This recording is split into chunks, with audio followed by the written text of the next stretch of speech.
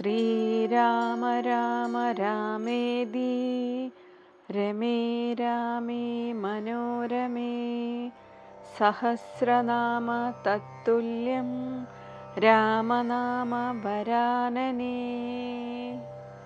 ശ്രീരാമ രാമ രാമേതി രമേ രാമേ മനോരമേ സഹസ്രനാമ തത്തുല്യം രാമനാമ വരാനനേ. ശ്രീരാമ രാമ രാമ എന്നിങ്ങനെ ഉച്ചരിക്കുമ്പോൾ മനസ്സിലുണ്ടാകുന്ന ഒരു ആനന്ദം അത് ജപിക്കുന്നവർക്ക് മനസ്സിലാവുന്നതാണ്.